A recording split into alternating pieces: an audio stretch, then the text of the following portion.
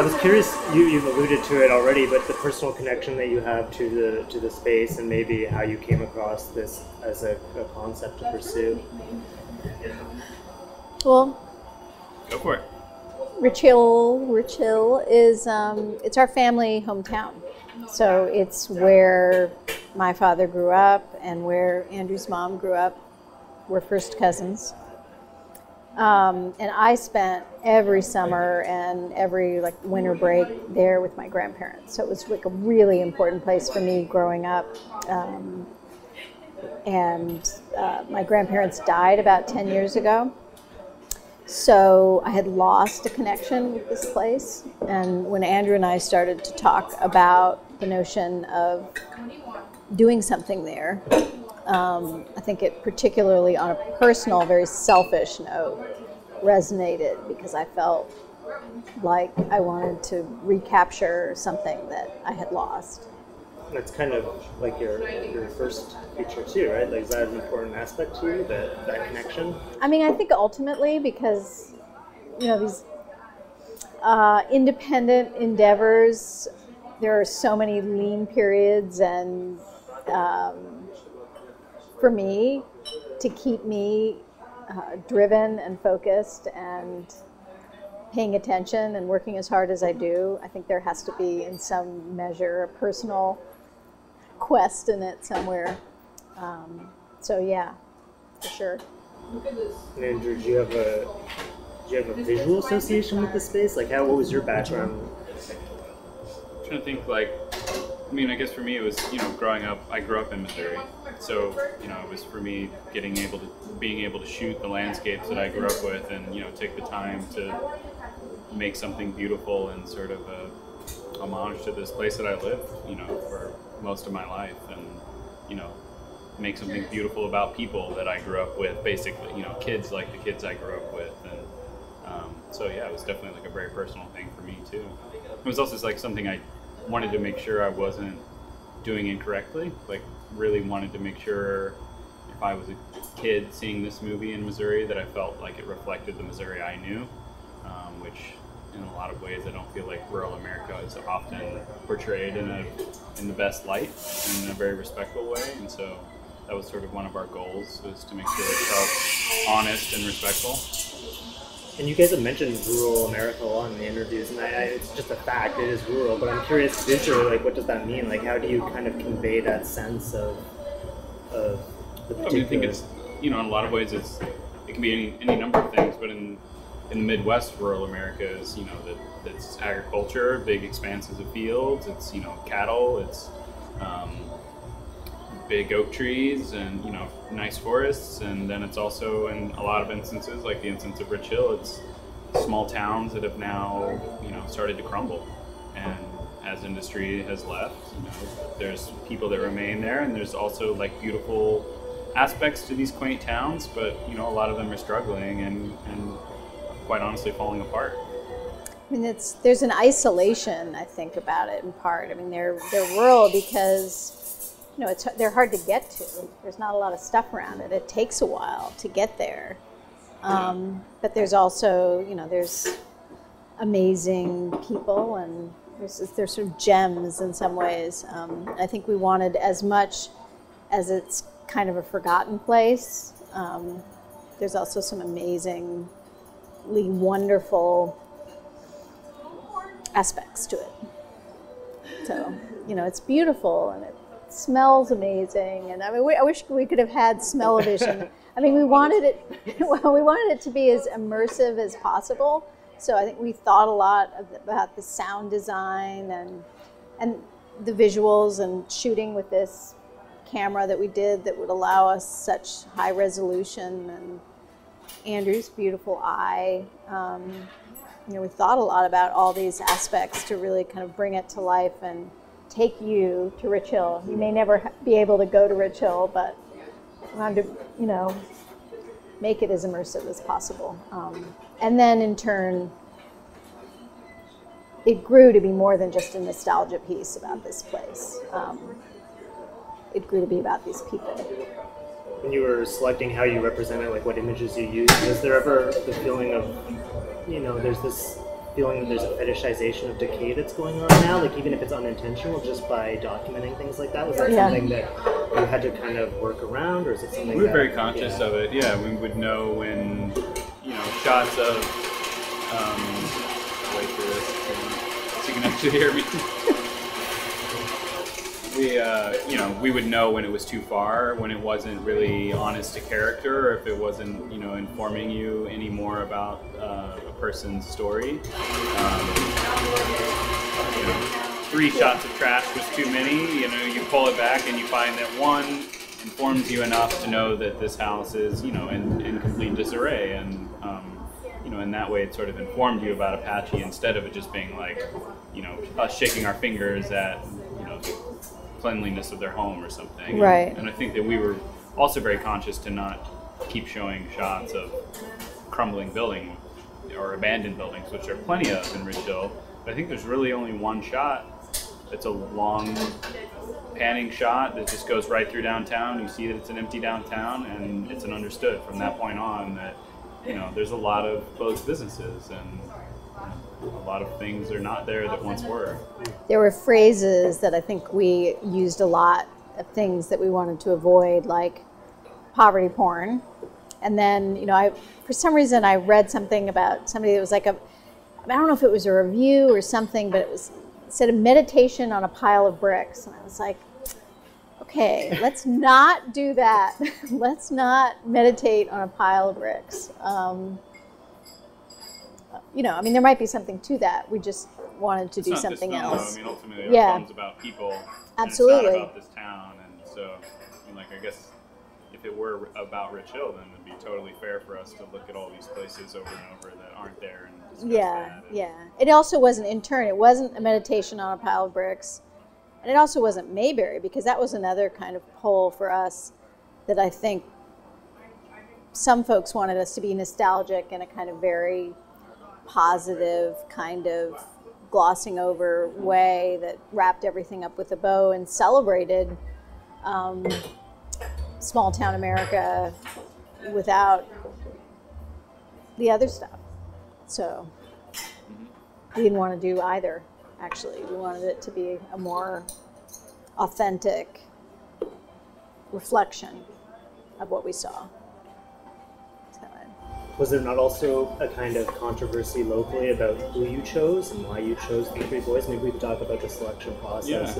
Absolutely. I think there were things that we would hear sort of, why are you following those boys, and Apache smokes, and Harley smokes and Andrew smokes, and so they seem to have rough exteriors, and their homes, are right on Main Street and kind of falling down, and so I think people would wonder why those kids and not the good kids, or why not do a full cross section of young and old, and it's just, to me, that's a whole other conversation of people's expectations that documentaries should be absolutely everything, that we should give everyone every bit of context, we should somehow be feeding you all this information and giving you a satisfying narrative and compelling characters, and then ultimately in trying to do that you completely fail in all of those aspects. And so for our film, it's a very focused, these 3 kids whom we love very much, who also are boys. That's another question sometimes. But despite, they are kids that are a little rougher, but they're also, I think, much more loving, much more interesting, more compelling. I love these kids, and hearing, shooting at Apache's house one day, one of their neighbors was like, why are you following that family? Those people are awful. They're terrible neighbors. And I was like, what do you mean, man? Go back to your house. I don't really want to talk to you right now, or I'm gonna get really upset. And it was odd. But I think once people, some of the community has now seen the film, I think they now know that it comes from a place of love, and we're not just saying Rich Hill's an awful place, and here are these kids that are, typify all of Rich Hill, which is not true. Right. But that it's actually a loving portrait of these people, and I think some of those fears have been quashed. Yeah. A loving portrait, but also a real portrait. And even Delana, Apache's mom, who is pretty rough and stressed out in the film. She's a champion of it, and I think there's an appreciation that we, again, kind of told it straight. So the fear in part was that we would sully the name of Rich Hill by focusing on these 3 kids and these 3 families. But yeah. I think part of that comes from the title too. I think some of the people in the town got confused early on, and and us calling it the name of the town, that it was a portrait of the town, or we would go through the history of the place, or whatever it may be, and right. which was not, actually what we that would be doing, another but film, and somebody else can do that. That's great. not me. Yeah. I'm not signing up to make a history of a small town. Yeah. And we always say that you're focusing on the kids. That a lot of the literature says that are surrounding it. But I felt watching it that there's almost equal amount given to the parents, and it does seem to be as much about raising the kids. And I think that there's a poignant scene at the end with the arm wrestling that kind of gives a visual metaphor for this, where both a battle and like a kind of loving relationship between the two. How did you balance those Nice. 2 elements of the narrative? I like your. Thank you. Yeah. Nice observation. But I think part of that is like they're so shaped by their parents. I think which you read into, and I don't think kids don't exist in a vacuum. And they're all shaped by what their parents do. And Andrew's case in particular, the moving aspect of him prevented him from growing in a lot of the ways that he may have wanted to, or making the friends that he would have wanted to. And so that becomes such an important thread for his adolescence. I think their mothers all are particularly interesting, in that they share that all 3 of them were, had their first child at 17, which is, shocking. And they're also young themselves. But, I think when we wanted to, give voice to these families who were struggling, we thought about who would be the voice, and I think in part choosing the kids as the focal point allowed us to also tell the story of the families and of the moms or grandmas or dads, but have those families be harder to dismiss. It's harder to say that it's a kid's fault to be in the situation that they're in, or to be facing the circumstances that they are. But often these parents are told that they had,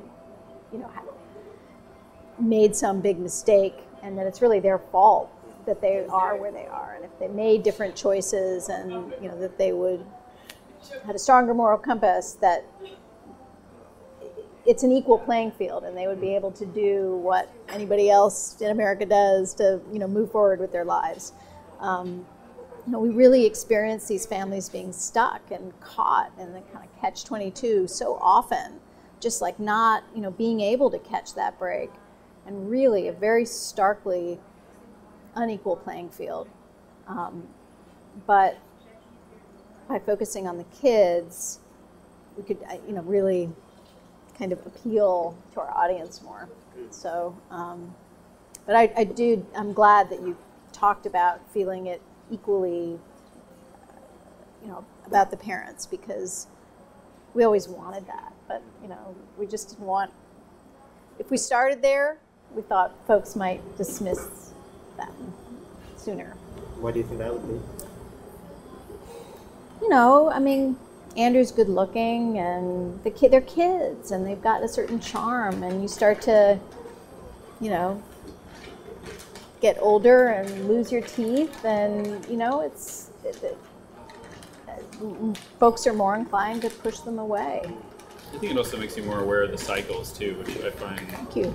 to be one of the aspects that's most interesting, is that so few years ago those parents were exactly these kids that had such dreams before them and thought anything was possible, and somewhere from Andrew's age to where they are now, they had that dream totally crushed and found that it's not attainable for them.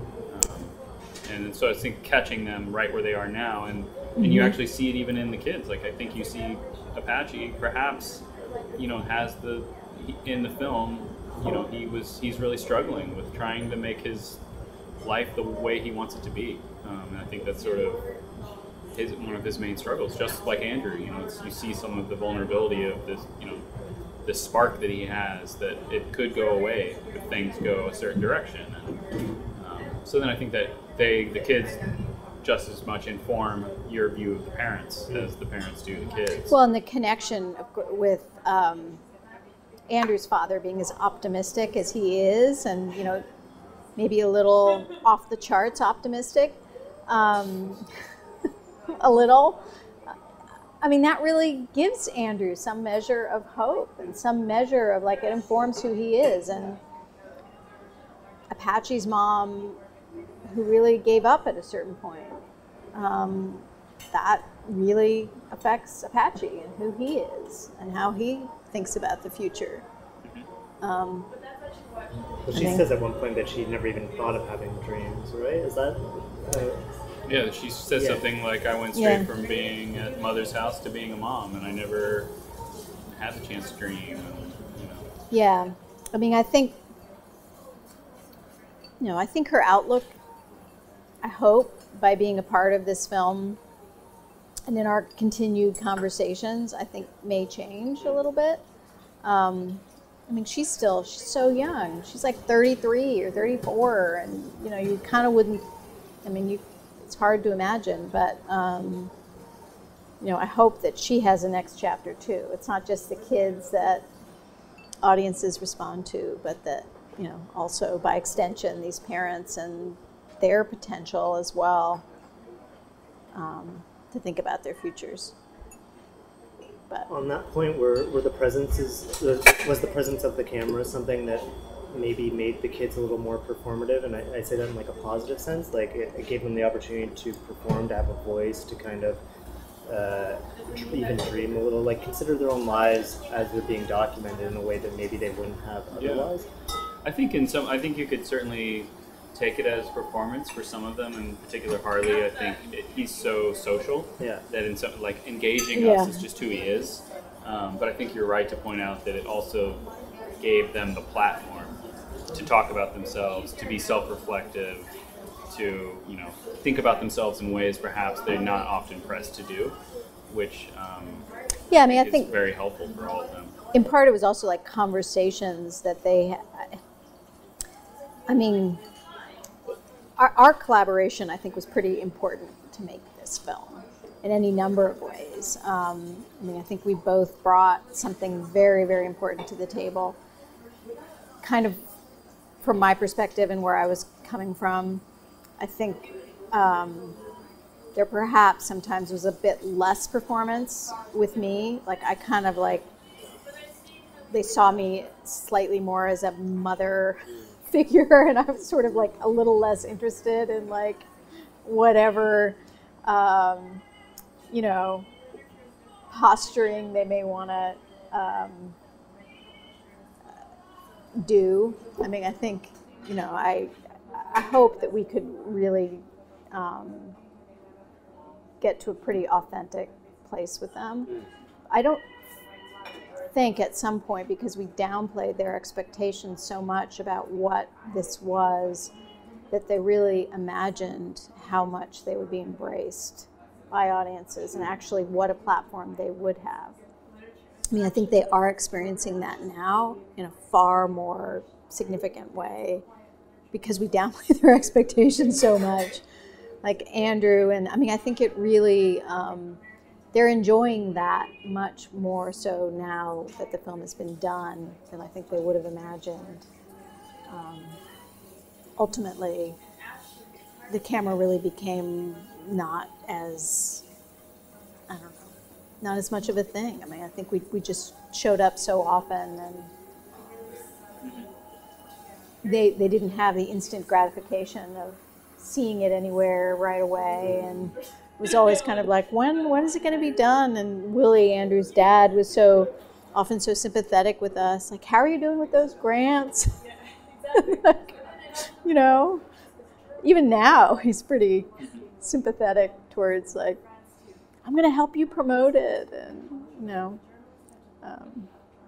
so anyway, that's what I think about them performing for the camera. But it's I mean, they knew it was there for sure, and wanted it. I think that was also part of what drew us to focus on the families and the kids that we did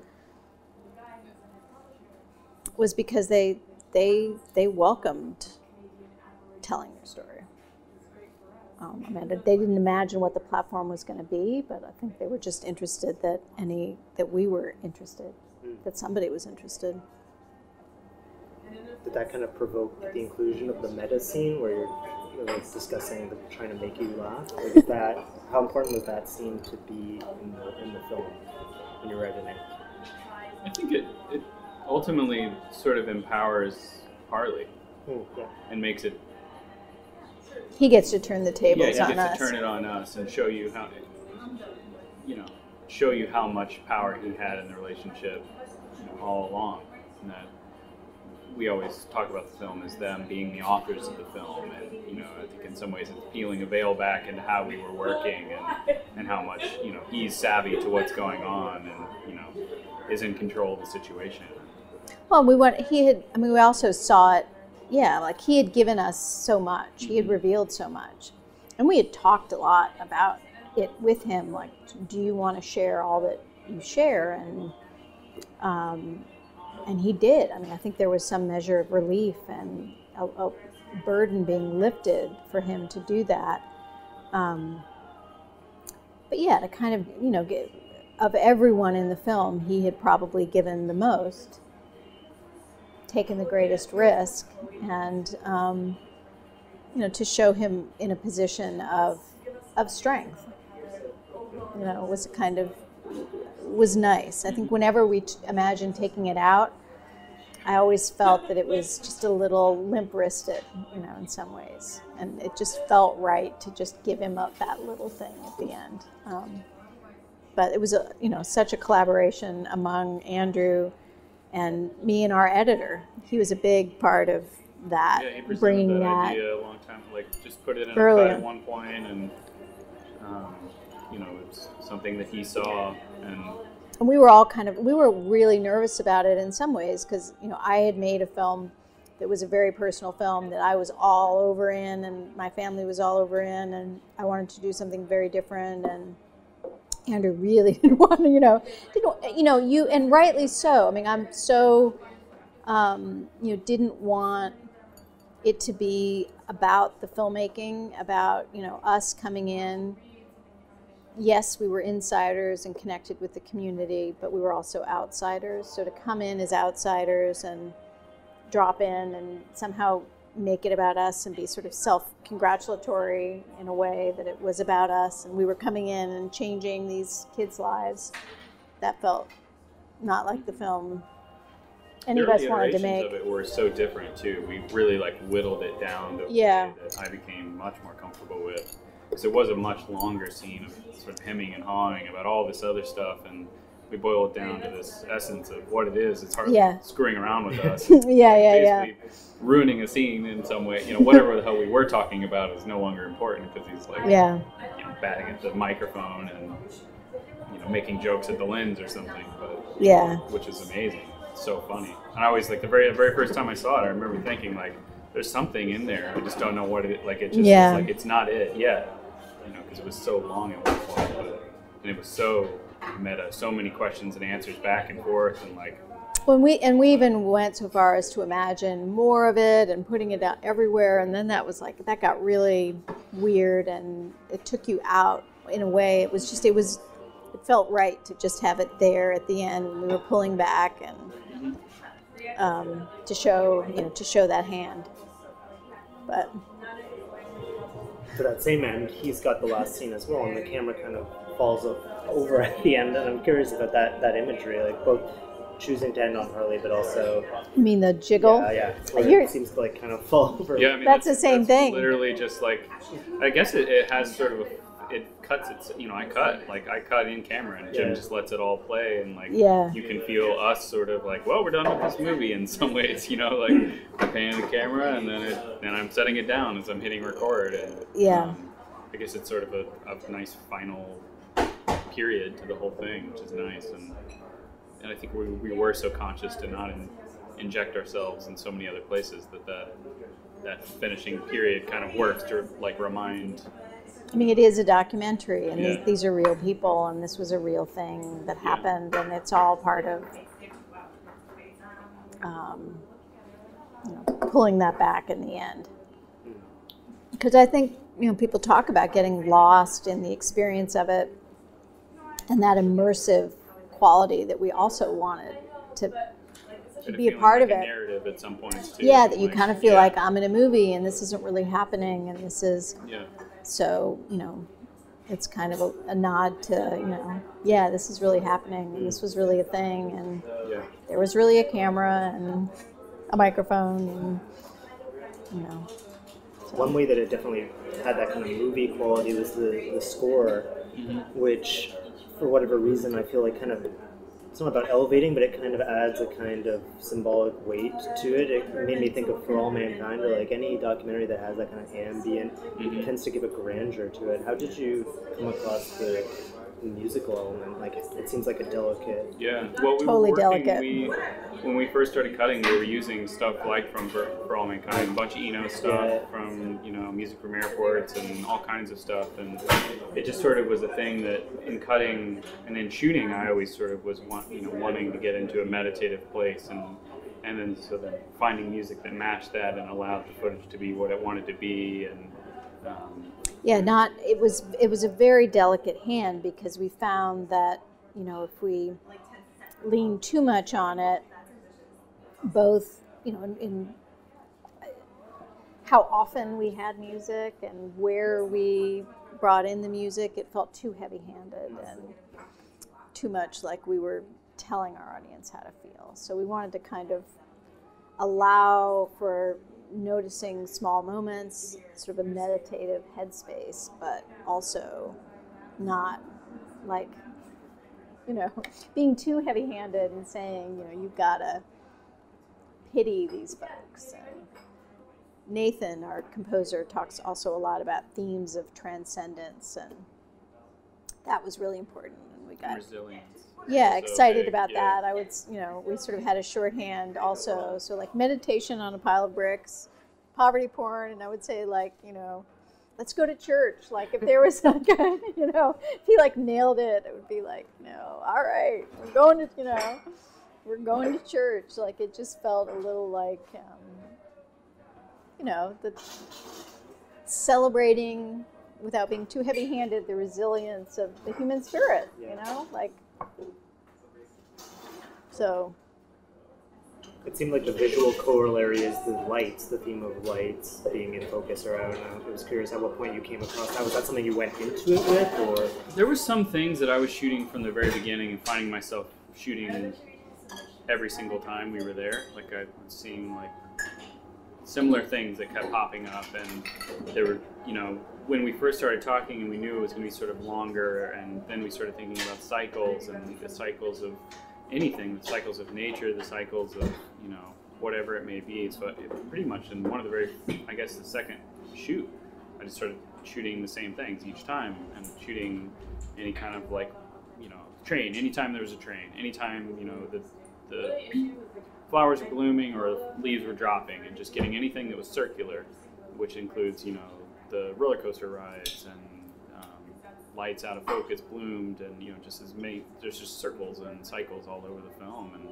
it just sort of, since we knew we were in it for so long, we were going to be there for 2 years or whatever, we wanted to also be careful we weren't sure how the film would work temporally, so we wanted to make sure we could chapter it in a way that you could understand where you were in time, and not necessarily like, oh, this happened all in 2 weeks, make sure that it feels as though life is unfolding before you, instead of like this distinct narratives, which sometimes happen much quicker than this film does.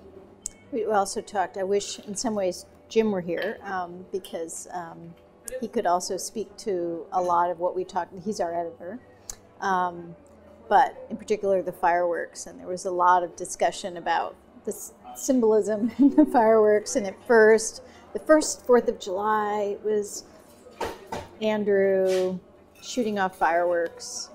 Again, a kind of God metaphor, but shooting off fireworks, like his kind of call out to the universe, like I'm here. And then the second 4th of July with the more kind of big stuff was the kind of answer back. That was part of the. You think that's silly? No, not at all. Yeah. No, I think it. I mean, I don't even if it doesn't play metaphorically, which I doubt.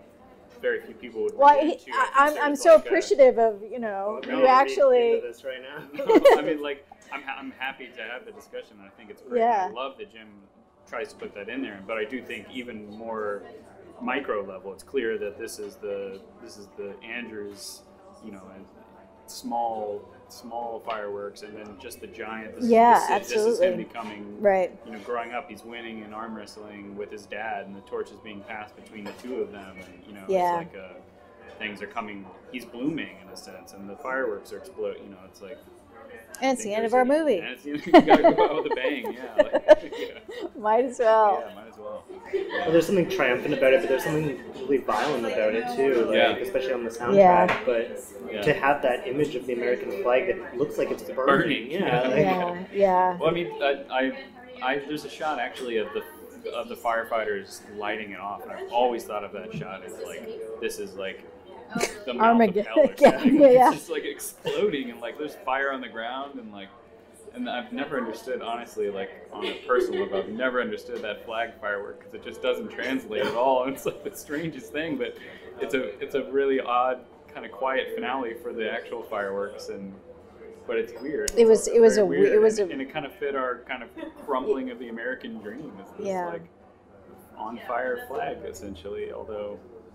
Through fireworks, but it's one of the few moments where the broader context of the United States is brought in. It seems like up to then you're pretty deliberately resisting that. Yeah. I mean, there's a lot of flags everywhere, and there's a lot of that. But I think the 4th of July in particular, a very American holiday, and it's also the time that. For them, I mean, that's like the peak of a year for kids in Rich Hill in some ways, like Christmas and 4th of July. And when, we film this kind of stuff, but we can never get it really to translate. But that time where Andrew gets to run and light fireworks is amazing. That's a wonderful time. I remember that time as a kid having an amazing time. But then the next day, all of those rides and all of that stuff that he got to do rolls out of town. Yeah. And, a tumbleweed is basically rolling through downtown. I mean, of course it's not, but... it's quiet again, and it's a ghost town. And I think there were some tumbleweeds at one point that we shot that were rolling, and we thought maybe that's the circle. He's alone again, and he has nothing, and he has, he doesn't have the attention of people who could help him, or things to do, or a future that's within reach. Then he's back to a harsh reality at times. And it is such a paradox. Because they have this pie auction to support the 4th of July celebration that everybody really loves, but it's a lot of money, and it's this very isolated period in time, just as you said, and nobody really has a sense of kind of how so many families are suffering. So I mean, Rich Hill is not unique. This town, it's like many, many towns across America, and is emblematic of a lot of kind of dysfunction in the United States, where you have this crazy patriotism, and yet you kind of are unaware of your own suffering in your backyard. And opening it up with the discussion of what it means to be poor, that kind of like like a Derrida look at what the word means. Like, does it mean having a roof? Does it it seems like an arbitrary distinction, but in the context of what we're discussing, the United States and even Canada to a lesser extent, we're observing the disappearance of a middle class. So it's like, what does like upper poor mean versus like there's no space between that and lower super wealthy. Well, and even what, I think for us, the experience of the shame that hangs over that, and how much, nobody wants to say, I'm poor, to sort of declare, like, I am struggling, I need help. Like, no kid wants to say that, even if, that's really their... what they need to do. I mean, these kids like blend in school, and I think for Andrew and me, it was really quite sobering to go into their homes and see, often what was going on there and what it was like. And yeah, I mean, we talked to them, and Andrew says, we're not poor, and I think he's talking about a lot of things. I mean, his family had a lot of love and a lot of stuff going on, but they also really didn't have very much money and food and resources and support. They just didn't have very much. They were poor. Is there still the belief that in this film that football or something like that can come in and be like the way out? Well, I mean,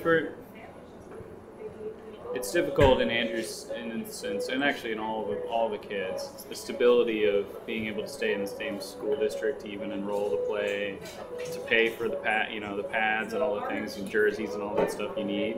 Of course, it offers a community, which I think sports can do and really help people, become something. But I also don't particularly like thinking that these kids need to get out to make themselves better, to have a better life. Like, it's not what they would want. It's their families. They don't want to leave their family. It's not like you don't want to encourage them that they need to leave to be better or something. You would hope that they can have what they need where they are. It's also with the people they love. Yeah, it's also not so simple as, I remember feeling like, so I'm a mother, and we were there for that weightlifting thing that Andrew did, which is part of his like buffing up for football. And, like he hadn't had breakfast, and I just,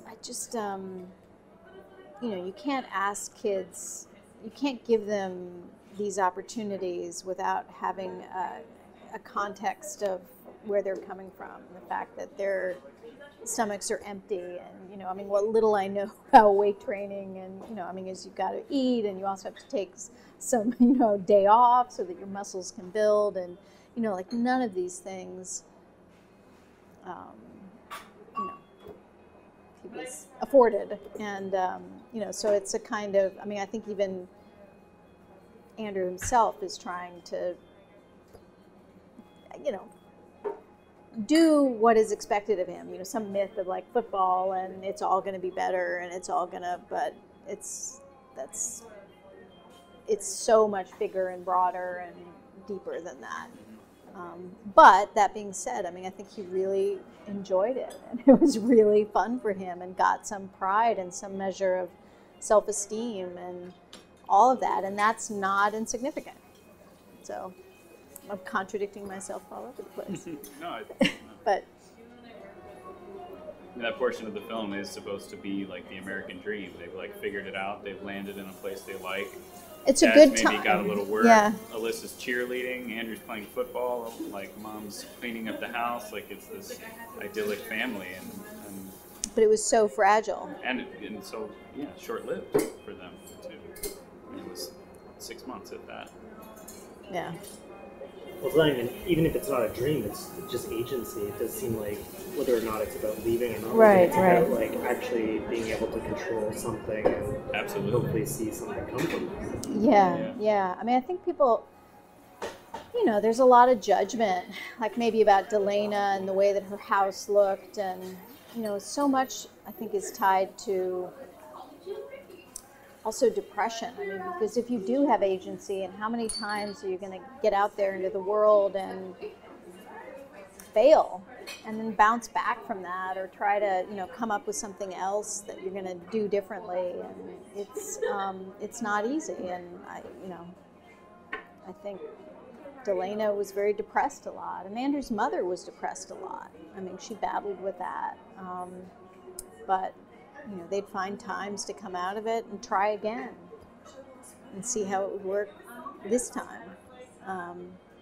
But it's depressing to be powerless and to be invisible and to be isolated. And well, thank you guys so much for. Oh, absolutely. Yeah, I appreciate Nice very, very meeting you. much.